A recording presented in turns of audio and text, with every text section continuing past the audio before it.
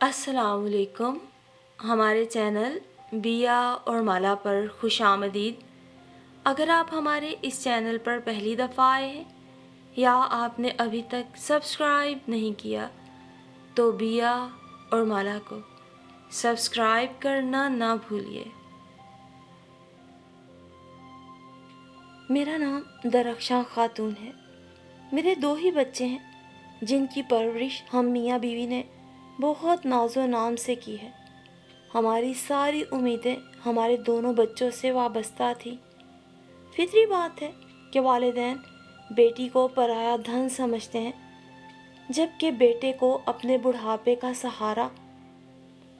لیکن کچھ ہی والدین ایسے خوش قسمت ہوتے ہیں جن کی امیدیں اولاد سے پوری ہوتی ہیں، ورنہ فی زمانہ اولاد کم ہی ماں باپ کی توقعات پہ پورا اترتی ہے. میرا بیٹا 17 سال کا جبکہ بیٹی 13 برس کی تھی کہ میرے شوہر کینسر کا انتقال ہو گیا. حالانکہ ان کی عمر اتنی زیادہ نہ تھی، نہ انہیں کوئی ایسی بیماری تھی. بس یہی کہنا چاہیے کہ وہ اس دنیا میں اتنی ہی عمر لے کر آئے تھے. بے شک زندگی اور موت اللہ کے اختیار میں ہے اور ہر ذی روح کو موت کا مزہ چکھنا ہے. انسان اپنی مرضی سے اس دنیا میں آتا ہی کب ہے جو وہ اپنی مرضی سے یہاں سے جائے. جہان فانی سے رخصت بالآخر ہم سب کو ہونا ہے. بہرحال میرے ہنستے بستے گھر کو کسی کی ایسی نظر لگی کہ خوشیوں کے چمن پر خزاں چھا گئی اور میرے بچے باپ کی شفقت سے محروم ہو گئے. مجھ پر اولاد کی ذمہ داری کا بوجھ مزید بڑھ گیا. میں بہت پریشان رہتی تھی کہ اکیلی بغیر جیون ساتھی کے کیسے ان کی پرورش کر پاؤں گی، زمانے کے سرد و گرم سے انہیں کیسے بچاؤں گی. ایک طرف لڑکی ذات، کیسے میں اسے دنیا کے بے رحم لوگوں سے محفوظ کر سکوں گی. مگر وہ جو کہتے ہیں سچ ہی کہتے ہیں، جس کا کوئی نہیں ہوتا اس کا اللہ ہوتا ہے. میں نے اپنے رب کے سہارے اپنے بچوں کو پروان چڑھانے کا عزم کر لیا اور باوجود کم وسائل ہونے کے انہیں اعلیٰ تعلیم دلانے کی ٹھان لی. میری بیٹی ندا کو اپنے باپ کا بہت زیادہ لاڈ پیار حاصل رہا. وہ ایک ایسی لڑکی تھی جو اپنی ہر خواہش کا پورا ہونا لازم سمجھتی تھی. میرا بیٹا فراز بہت فرما بردار بچہ تھا. اس نے اپنی گریجویشن مکمل کی تو نوکری کے لیے تگ و دو شروع کر دی. میں چاہتی تھی فراز مقابلے کے امتحانات دے. میں اسے ایک آفیسر بنا دیکھنا چاہتی تھی، مگر اسے ہماری فکر تھی اور کمانے کی جلدی پڑی ہوئی تھی. لہٰذا اس نے CSS کی تیاری پر نوکری کو ترجیح دی اور ملازمت کے لیے بھاگ دوڑ شروع کر دی. انسان کسی مقصد کے لیے کوشش کرے تو کامیابی ضرور ملتی ہے. یہ فراز کی زندگی سے ثابت ہوتا ہے. میرے بیٹے کو بھی اس کے باپ کے دوست کے توسط سے ایک درمیانے درجے کی نوکری مل گئی. تب کہیں جا کر فراز نے سکھ کا سانس لیا. فراز بہت حسین، ذہین، لائق لڑکا تھا. کلاس میں وہ ہمیشہ سے پوزیشن لیتا تھا.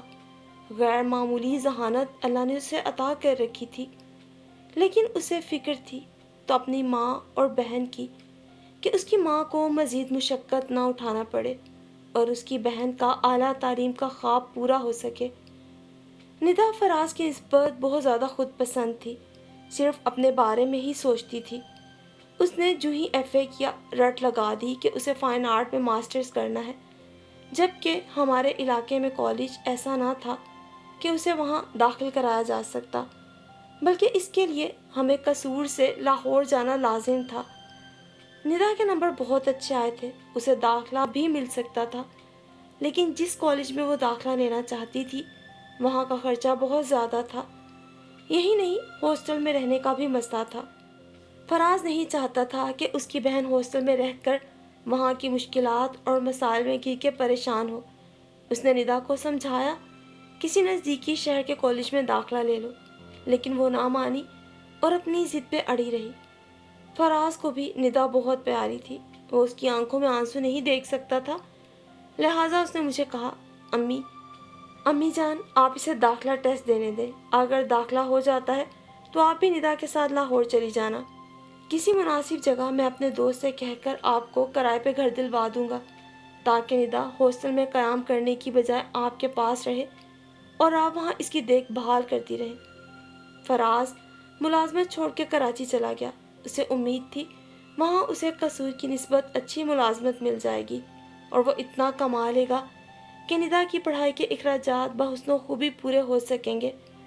مجھے فراز کی زیادہ فکر تھی کہ وہ گھر سے دور کیسے اور کس طرح رہے گا، کب تک ہوٹلوں کے کھانے کھائے گا۔ ڈر تھا کہیں بازار کے کھانے کھا کھا کے بیمار نہ پڑ جائے۔ میں نے ندا کو ایک بار پھر سمجھایا، بیٹی تمہاری تعلیم کی تکمیل کو 4 سال کا عرصہ درکار ہے اور ہم 4 سال اپنے گھر سے دور رہیں گے۔ ہم لاہور میں بغیر تمہارے بھائی کے اور وہ ہمارے بغیر کراچی میں رلے گا۔ خدا را اپنے فیصلے پر نظر ثانی کرو۔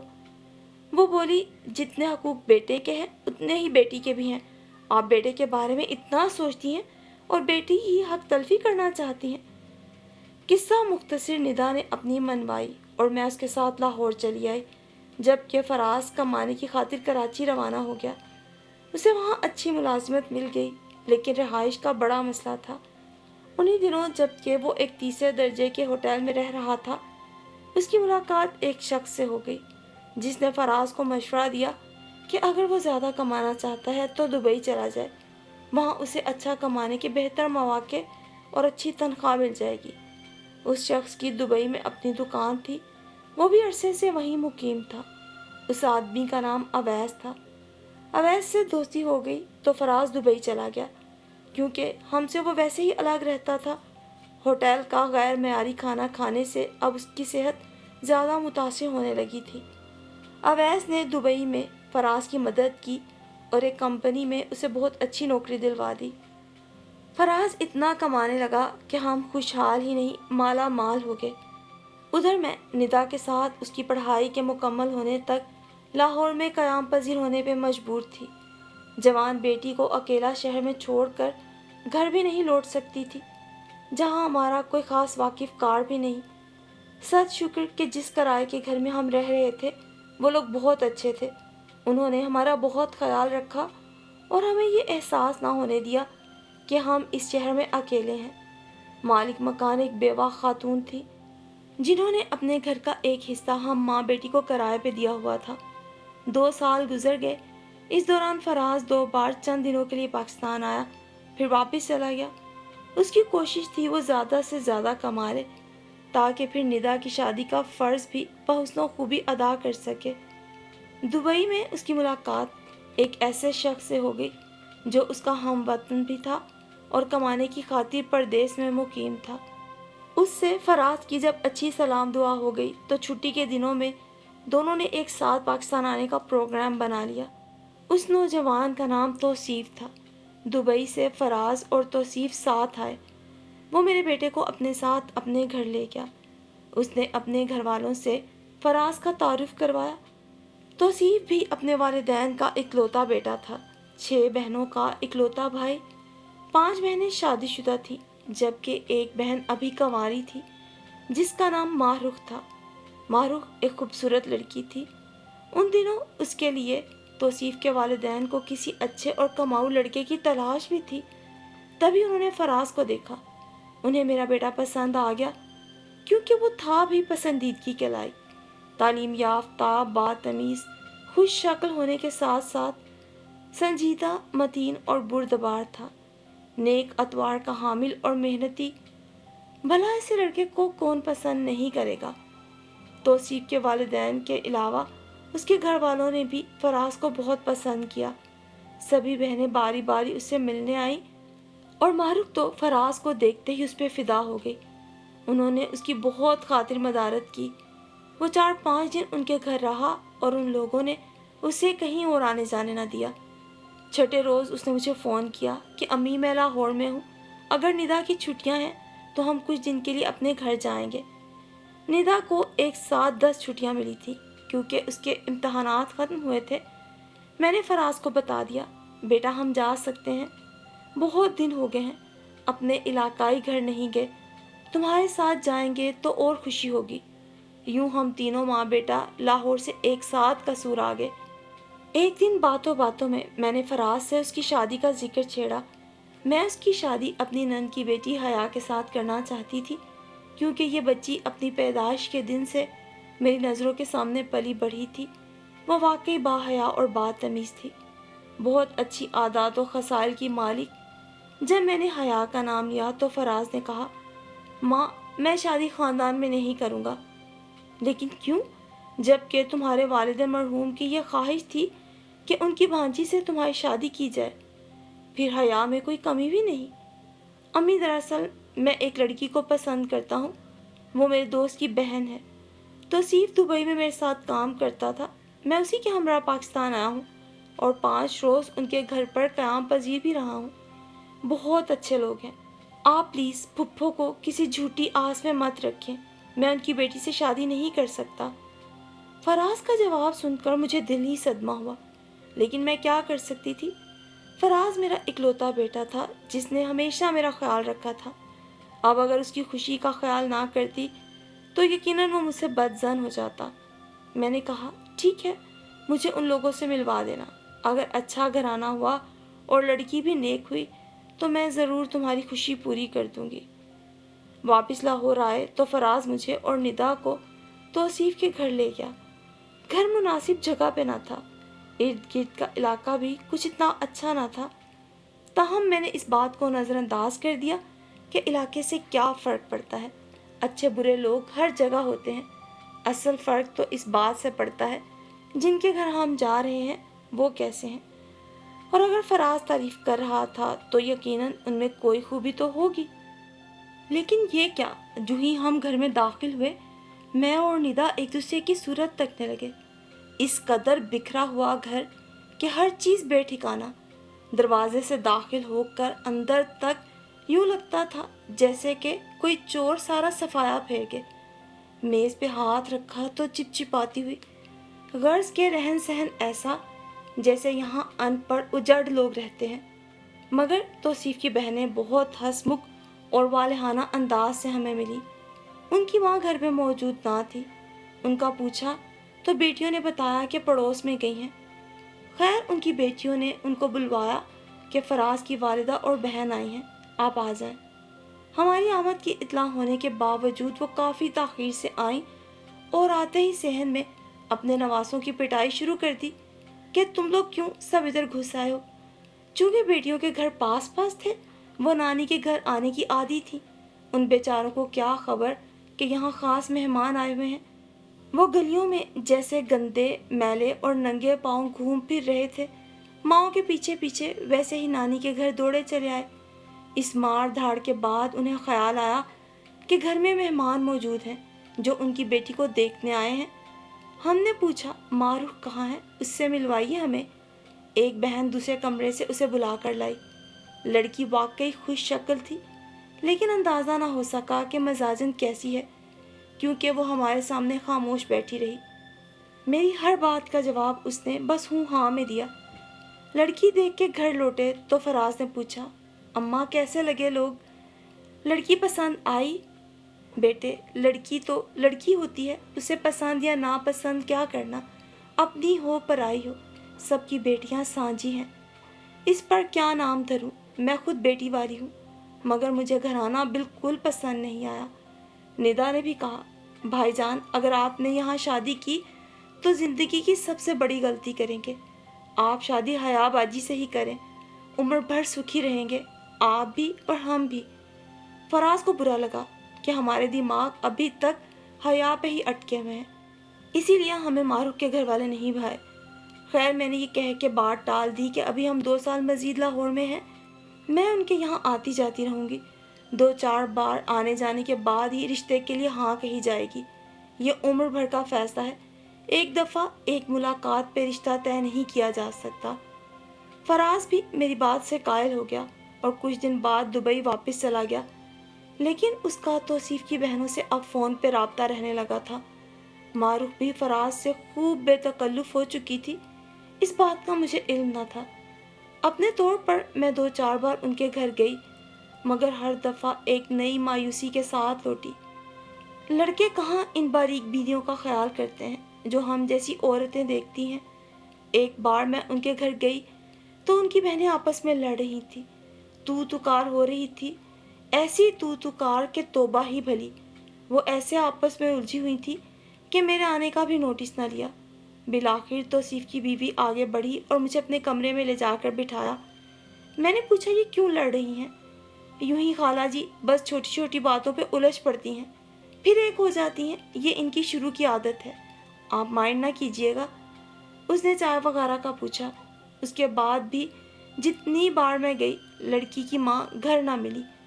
मालूम हुआ कि खातून को अड़ोस पड़ोस में घूमने की आदत है, रोज ही कहीं ना कहीं निकल जाती हैं। बाप दब्बू सा था, जिसे माँ और बेटियों ने खूब दबा के रखा हुआ था। उसकी तो मजाल न थी बीवी और बेटियों के सामने चूं भी करे। एक रोज मैं पड़ोस में चली गई कि देखूं इर्द गिर्द के लोग कैसे हैं। पड़ोसन गरीब मगर शरीफ औरत थी। उसका मियाँ रिक्शा चलाता था। उसने बताया, ये घराना चूं चूं का मुरब्बा है, आप कहाँ रिश्ता करने चली हैं, अच्छी तरह सोच समझ लीजिएगा। इनकी हर लड़की 2-2 बार तलाक ले चुकी है और किसी की तो तीसरे शोहर से भी नहीं बनी। बस अजीब तमाशा लगा रहता है इनके यहाँ। मैंने पूछा, आखिर सबकी तलाक हो जाती है, वजह क्या है? बोली, बहन एक मिसाल सुन ले। एक को शोहर ने टिक्का ना खिलाया, उसने तलाक ले ली। एक ने इस बिना पर तलाक ले ली कि शोहर की नौकरी छूट गई थी। पहले अच्छा वक्त था, नौकरी जाने के बाद बुरे दिन आए तो पैसे की कमी उससे बर्दाश्त न हुई और एक अमीर आदमी से दोस्ती गांठ कर वहाँ शादी कर ली, पहले वाले से खुला लेकर। बस सभी का इसी तरह बेड़ा गर्क है। मैं हैरत से सब सुन रही थी। वो बोली, पड़ोसन का गिला करना बुरी बात है, मगर आप शरीफ घराने की लगती हैं तो आगाह करना अपना फर्ज समझा। आगे आपकी मर्जी। मोहल्ले में इनके बारे में किसी से भी पूछगिछ कर लीजिए। मैंने आके निदा को बताया, वो भी परेशान हो गई। उसने कहा, फराज भाई ना मेरी कोई बात नहीं टालते, मैं समझाऊंगी उन्हें, उम्मीद है मान जाएंगे। बेशक हया से शादी ना करें, लेकिन किसी अच्छे घराने में कर लें। अम्मी, इन लोगों के तो रंग ढंग ही निराले थे। बिलाखिर निदा ने फराज को समझाया, मगर वो निदा के समझाने पे भी ना समझा। उसकी अकल पे तो जैसे पत्थर पड़ गए थे। कहने लगा, तुम और अम्मी मुतासब हो गए हो क्योंकि तुम लोगों को हया पसंद है, वही तुम्हारे दिलो दिमाग में बसी हुई है। मैं शादी करूंगा तो मारूख से ही करूंगा। तुम लोग मेरी खुशी में शामिल नहीं होते तो ना सही, मैं अकेले ही उनके घर जाके निकाह कर लूंगा। निदा का वो इकलौता भाई था और भाई की शादी के उसे भी बहुत अरमान थे। चांद सी भाभी की वो दिल से तमन्नाई थी, मगर ऐसी चांद जैसी भाभी ना चाहती थी जिस पर ऐसा स्याह दाग लगा हो। ऐसे में अपने जान निछावर करने वाले अजीज भाई के मुंह से ये सब बातें सुन के निदा खूब रोई। मैंने उसे समझाया कि बेटी, शादी तो फराज ने करनी है और उसी ने निबाह करना है। हम उसकी खुशी नहीं पूरी करेंगे तो वो कोर्ट मैरिज कर लेगा, हम क्या कर सकते हैं। तुम अब ये बात किस्मत पे छोड़ दो, अल्लाह ने चाहा ना तो बेहतर हो जाएगा। फराज को उसके दोस्त की फैमिली ने इस तरह घेरा कि उन्होंने मारूफ की शादी करके ही दम लिया। हमारी तो एक ना सुनी फराज ने। मैं बारात लेकर गई और इज्जत से बहू को ब्याह के घर ले आई। क्या करती? बारात में जितने रिश्तेदार गए सभी ने कहा, आपने आखिर इन लोगों में देखा क्या? लड़की भी मिडिल पास है, चलो और कुछ नहीं तालीम याफ्ता भी होती फिर भी कोई जोड़ था। बस नसीब की बात है, मैं और क्या जवाब देती। शुरू दिन से ही मारूफ ने अपने अंदाज दिखाना शुरू कर दिए। सुबह 11 बजे तक सोते रहना, घर के किसी काम को हाथ ना लगाना और फराज से झूठी सच्ची लगाना, बल्कि चुगलियां करना। घर आए को सलाम तक ना करती। जब मैं बैठती तो जान के पैर मेरी जानिब कर लेती ताकि मैं इस बात से चिढ़ूं, लेकिन मैं फिर भी उसे कुछ ना कहती। खामोशी से उठ के चली जाती कि वो अपनी ही शख्सियत मुझ पे जाहिर कर रही थी। किसी छोटे बड़े का अदब लिहाज उसके दिल में नहीं, मैं ये समझती थी, लेकिन उसने मेरी सोचों को सच कर दिखाया। बेटे से मैं इस डर के मारे बहू की कोई शिकायत ना करती कि कहीं मेरे घर में लड़ाई झगड़े ना शुरू हो जाएं, घर का माहौल ख़राब ना हो जाए। एक दिन निदा ने मारूफ को किसी से फ़ोन पे कुछ ऐसी बातें करते सुन लिया کے दांतों तले उंगली दबा ली। बोली, अम्मी मैं बहुत खौफजदा हो गई हूँ। भाई तो कमाने दुबई चले गए हैं। पीछे भाभी जाने किस से ऐसी घटिया बातें कर रही थी। अगर फराज भाई को इल्म हो गया तो बहुत बुरा होगा, हमारा सब कुछ बर्बाद हो जाएगा। अम्मी आप भाभी को समझाइए, बल्कि उन पर नज़र रखिए।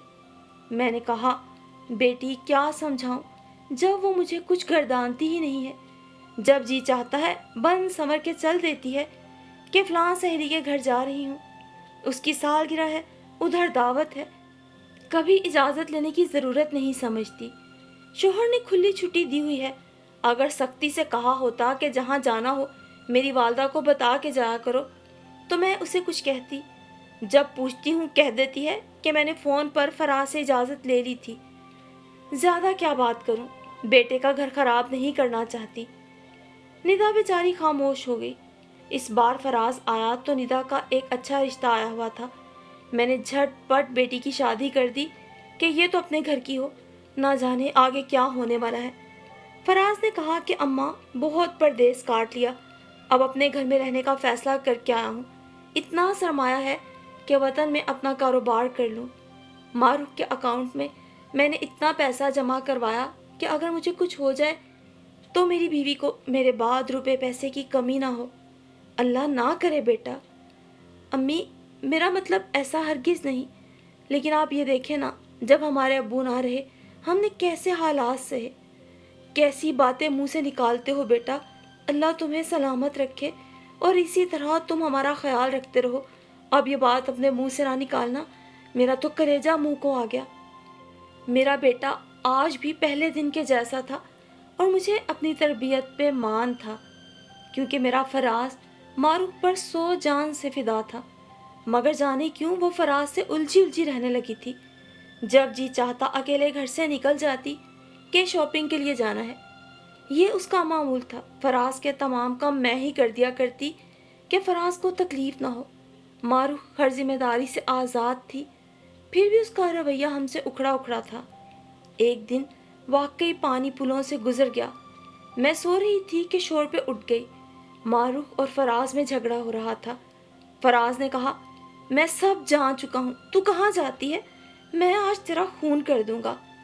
मेरे बेटे की आंखों में वाकई खून उतरा हुआ था। वो तो बहुत ठंडे दिमाग का मालिक था, कभी मैंने उसे ऐसे गुस्से में नहीं देखा था। फिर आज क्यों आपे से बाहर हो रहा था। मैं पूछती रह गई कि क्या हुआ। उसने मारूफ के बाल पकड़ लिए। उफ मेरे अल्लाह, ऐसा नज़ारा मैंने कब देखा था। मैं थर थर कांपने लगी। पड़ोसियों को फ़ोन कर दिया। वो मियाँ बीवी फ़ौरन आ गए। उसके शोहर ने फराज को काबू किया और बीवी मारूफ को खींचकर दूसरे कमरे में ले गई। फिर पड़ोसी फराज को लेकर थोड़ी देर के लिए बाहर चला गया। मैं हक्का बक्का थी, आखिर ऐसा क्या हो गया जो फराज इस तरह आपे से बाहर हो गया। बाद में उसने मुझे बताया कि उसने मारूफ को बाहर किसी रेस्टोरेंट में किसी अजनबी के साथ खाना खाते देखा था। बाजार में वावेला ना किया, मगर घर आके उसका इंतज़ार करने लगा। जो ही वो घर आए झगड़ा हुआ और फिर नौबत यहाँ तक जा पहुँची। मैंने मारूफ के मामू को फ़ोन किया, जो हमारे घर से ज़्यादा दूर नहीं रहते थे। वो आकर अपनी भांजी को साथ ले गए और यूँ मारूफ का किरदार फराज के सामने खुल जाने के बाद उनकी शादी का वही अंजाम हुआ जो सोच के मेरा दिल होलता था। फराज ने मारूफ को तलाक दे दी। मैंने तब भी उसे रोका कि ऐसा मत करो, अगर उसका कसूर है तो माफ़ कर दो। कहा, अम्मी मुझे और बहुत कुछ इल्म हो चुका है, हर बात खोल के उसे बदनाम नहीं करना चाहता, मगर मुझे ये फ़ैसला करने से मत रोकिए, क्योंकि मारूफ के कदम अब रुकने वाले नहीं। वो इस रास्ते पे बहुत आगे जा चुकी है और मैं आपका इकलौता बेटा हूँ। क्या आप चाहती हैं कि किसी दिन कोई ऐसी सूरत हाल बन जाए कि कोई बड़ा नुकसान हो जाए? क्योंकि अम्मी इंसान खुदा का पुतला है और मैं भी इंसान हूँ, फरिश्ता नहीं हूँ कि गुस्से में कभी मुझसे कोई बड़ी खता सरजद ना होगी। आप आए दिन अखबारात में गैरत के नाम पे दिल खराश कत्ल के वाक़यात पढ़ती रहती हैं ना। ऐसे ही हालात बन जाते हैं जब इंसान गुस्से में अपनी अक्ल खो बैठता है। मैं ऐसी नौबत आने से पहले ही मारूफ को आज़ाद कर देता हूँ, क्योंकि मुझे यकीन है وہ جس راستے پہ چل پڑی ہے اب لوٹ کر نہیں آ سکتی۔ جس ریسٹورنٹ میں نے اسے اس غیر مرد کے ساتھ کھانا کھاتے دیکھا تھا نا، اس ریسٹورنٹ کا مالک میرا بہت اچھا دوست ہے۔ اس نے مجھے بہت اور طرح کی معلومات بھی دی جو سن کر میرے دماغ کی رگیں اس وقت پھٹنے والی ہو گئی تھی۔ کوئی بھی غیرت مند مرد اپنی بہن، بیوی اور بیٹی کے بارے میں اس طرح کی گری ہوئی باتیں کبھی نہیں سن سکتا جو میں نے سنی ہے۔ میری بیوی غیر مردوں کے ساتھ کس حد تک تعلقات استوار کر چکی ہے میں آپ کو نہیں بتا سکتا۔ بیٹے کی باتیں سن کر میری آنکھوں سے آنسو جاری ہو گئے۔ میں نے کہا، بیٹا فراز، میں نے تمہیں اسی وجہ سے منع کیا تھا کہ گھرانہ دیکھ کر شادی کرتے ہیں، لڑکی کا حسن دیکھ کر نہیں۔ رشتوں ناتوں میں اصل چیز خاندان کی شرافت اور لڑکی کی سیرت ہوتی ہے۔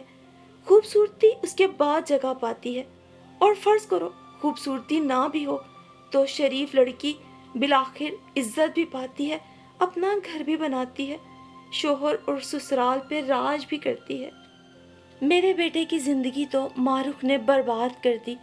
اسے اپنے حسن کے دام میں بڑے طریقے سے پھنسایا، لیکن اپنے بیٹے کی یہ دکھ بھری کہانی آپ کو سنانے کا بس یہی مقصد تھا کہ شاید آپ میں سے کوئی اپنے لڑکے، بھائی، بیٹے کے لیے اگر لڑکی کی تلاش میں ہو تو خدا را با کردار اور ایک اچھے گھرانے کی لڑکی کا انتخاب کیجیے۔ ظاہری چمک دمک، دولت، حسن اور خوبصورتی کے جال میں پھنس جانے والے لڑکے اکثر خسارے کا سودا کیا کرتے ہیں، جیسے میرے فراز نے کیا، کیونکہ لڑکے تو شاید ایسے ہی ہوتے ہیں، حسن پرست، جلد باز اور جلد ہی اپنا دل ہار جانے والے۔ وہ بہت سی باریک بینیوں کو نہیں دیکھ پاتے، لیکن خدا را آپ اپنے گھر کے لیے عزت بنا کے لانے والی لڑکی، اپنی نسلوں کی امین بنا کے لانے والی لڑکی کا انتخاب کرتے ہوئے جہاں ہزاروں چیزیں مد نظر رکھتے ہیں، وہیں اس لڑکی میں شرم و حیا، بڑے چھوٹے کا ادب، لحاظ، لڑکی کی ماں کا کردار اور سب سے بڑھ کر اس کی تربیت، اس کے اٹھنے بیٹھنے اور گفتگو میں دین کی طرف اس کی رغبت، یہ سب ضرور مد نظر رکھیں۔ اور یہ کوئی نصیحت یا اوپری بات نہیں، بلکہ ایک دکھی ماں کے دل کی فریاد اور آپ سب کے لیے ایک مخلصانہ مشورہ بھی ہے۔